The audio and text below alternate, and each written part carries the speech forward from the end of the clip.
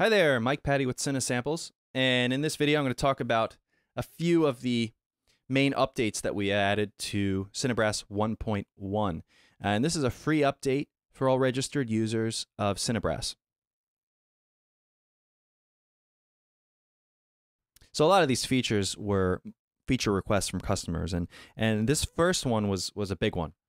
A lot of you guys were wanting a way to shorten the lengths of the quarter notes and the half notes.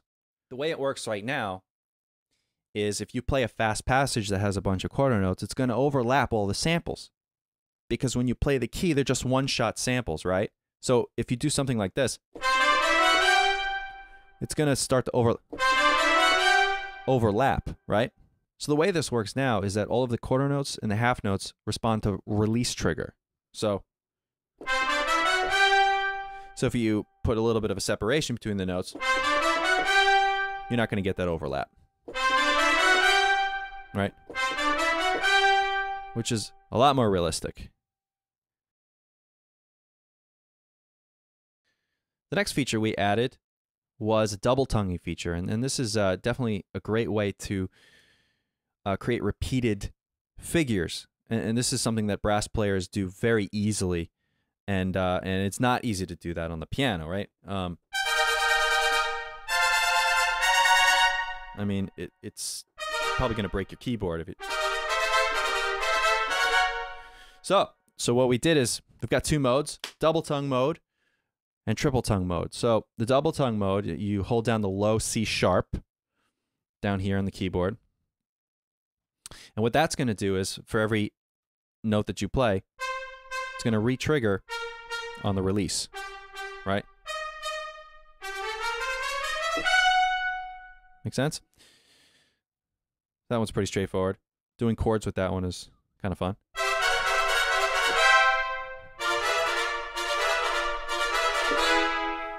And you'll notice also if you play a quarter note or a half note somewhere in there, it's not going to re-trigger those. It's only going to re-trigger the eighth notes.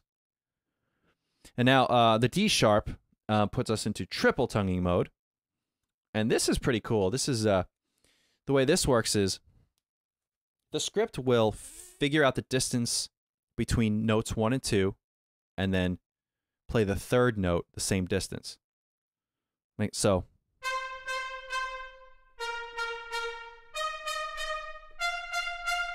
right? So if I play it really slow,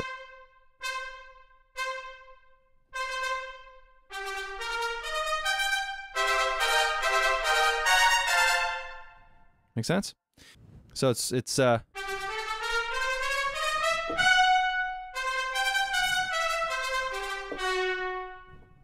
that's the basic idea for that. Now, another big request from you guys was a way to add legato transitions into the articulations patch. So you're basically taking this whole, in this example, the Ensemble True Legato patch, and fitting it into this articulations patch. And we did that. So when you're in sustain mode, in this case, by holding the sustain pedal down,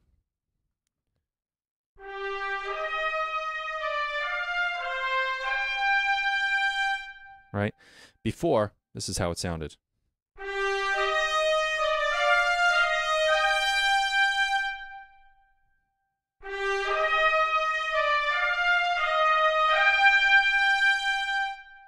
So that's a great thing.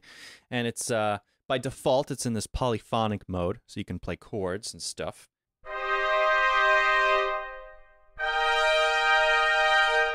Right? And if you wanted to switch from polyphonic to monophonic mode, that is now a key switch. So you can switch very easily. It's a low A on the piano and the A sharp.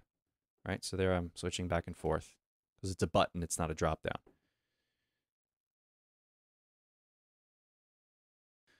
This was another request, and a lot of people were asking for a way to create forte piano and sforzandos. And so what we did is, if you're in sustain mode and you play with a high velocity, you're going to get a half note short added to that sustain. So you just play a sustain normally. This is how it sounds, right?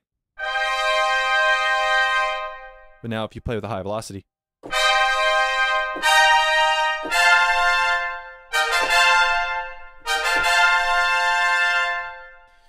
right? So you can have that attack onto a sustain and then, bring the mod wheel down and then crescendo. So you could do like forte piano crescendos and all sorts of things. Now, with the True Legato, we have drastically improved the True Legato. It was a tricky problem. The issue before was that all of the transition samples had these tails because recorded in this very large room, the Sony scoring stage. So as you played a fast line, you'd get all of these tails from the transitions adding up. So it would be very muddy and it would create an undesirable effect. So Greg Schleffer, our contact guy, he figured out a way to improve this, and I think it's way better than it was before, and will allow us to play a lot quicker lines within the legato patches. So I'll just randomly play something here.